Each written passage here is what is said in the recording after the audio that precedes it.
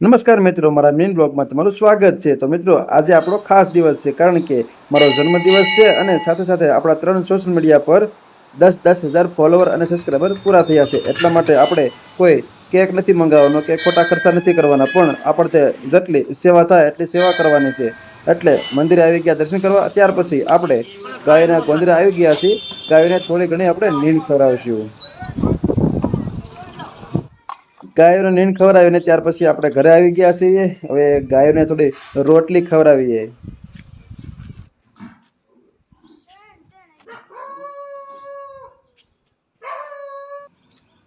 ત્યાર પછી આપણે કૂતરા માટે બિસ્કિટ લીધા, કૂતરાને બિસ્કિટ ખવડાવશું। અને આપણે જે સકલાઓ માટે જે શણ લીધી, જે ચોખા લીધા, તે અહીંયા આપણે સકલા માટે શણ નાખી દઈશું। અને ત્યાર પછી હું અને મારો મિત્ર નાસ્તો કરવા ગયા, કારણ કે એટલું દાન પુણ્ય કર્યું તો ભાઈબંધને તો ખવડાવવું પડે ને।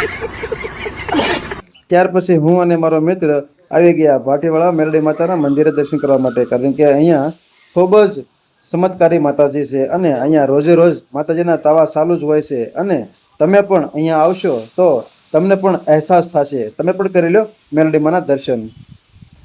અને પછી સાથે સાથે ભાટીવાળા મેરડી માના સામે એકદમ ગઢવાળી ખોડિયારમાં કહેવાય છે, તેનું સ્થાન આવેલું છે, જે વર્ષો જૂનું છે, રાજાશાહી વખતનું। જ્યારે ગારેધાર બંધાણું તે સમયના આ ખોડિયારમાંનું અહીંયા સ્થાન છે। અહીં પણ ખૂબ જ સરસ વ્યવસ્થા છે, તમે જોઈ શકો છો।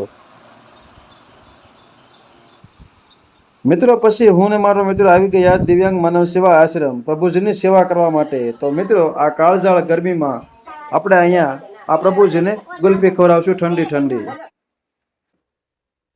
તો મિત્રો, વિડીયો પસંદ આવ્યો તો લાઈક શેર સબસ્ક્રાઇબ કરી નાખજો। નમસ્કાર। દે